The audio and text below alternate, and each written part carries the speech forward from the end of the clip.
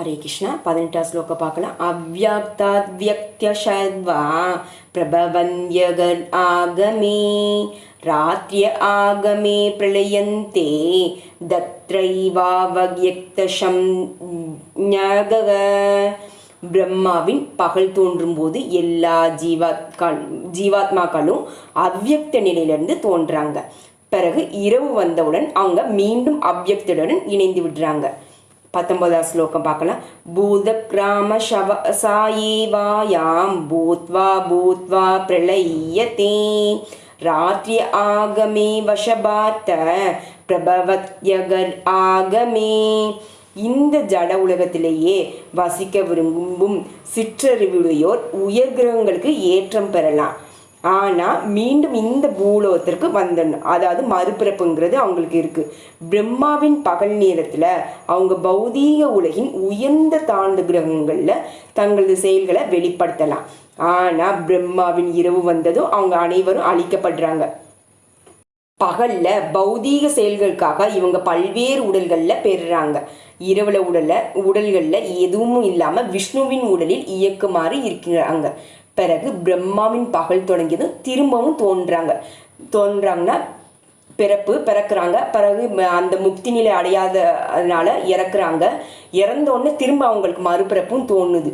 பூத்வா பூத்வா பிழையத்தே பகலில் தோன்றும் இவர்கள் மீண்டும் இரவல்ல அழிக்கப்படுறாங்க. இறுதியில் பிரம்மாவின் வாழ்வு முடிவுறும் போது இவங்க எல்லாருமே அழிக்கப்பட்டு கோடிக்கணக்கான வருடங்கள் தோன்றாமல் இருக்கிறாங்க. பிரம்மா மீண்டும் பிறக்கும்போது இவங்க மீண்டும் தோன்றாங்க.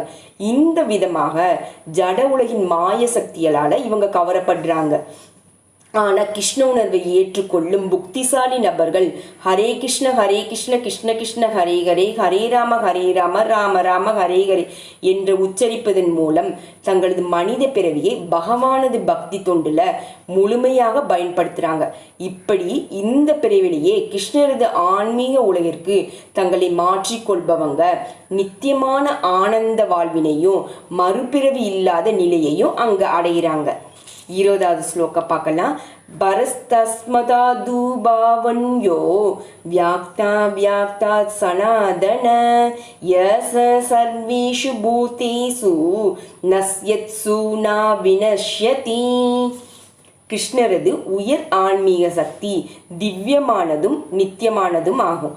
பிரம்மாவின் பகலிலும் இரவிலும் தோன்றி அழியும் இந்த ஜட இயற்கையின் மாற்றங்கள் எல்லாமே, அதாவது பகல் இரவுனா நம்ம பிறப்பு இறப்பு மென்ஷன் பண்ணி சொல்லியிருக்காங்க. இந்த ஜட இயற்கையின் மாற்றங்கள் எல்லாமே அது அப்பாற்பட்டதாகும். கிருஷ்ணரது உயர் சக்தி ஜட இயற்கையின் தன்மைகளுக்கு முற்றிலும் எதிரானது. உயர்ந்த சக்தியும் தாழ்ந்த சக்தியும் 7வது அத்தியாயத்தில் விளக்கப்பட்டிருக்கு. 21 ஸ்லோகம் பார்க்கலாம்.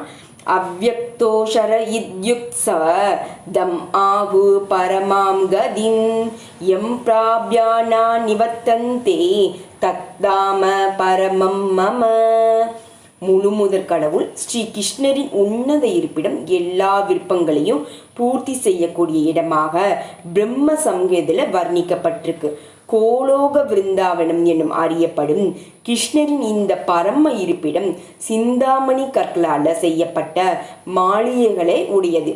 விரும்பும் உணவினை வழங்கும் கற்பக மரங்களும் அளவின்றி பால் சுரக்கும் சுரபி பசுக்களும் அங்கு இருக்குது. அந்த உன்னத இருப்பிடத்துல பல்லாயிரக்கணக்கான லக்ஷ்மிகளினால பகவான் சேவை செய்யப்படுகிறார்.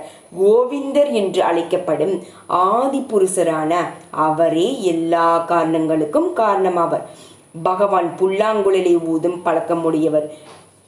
அவரது திவ்யமான ரூபம் அனைத்து உலகையும் கவரக்கூடியதாகும்.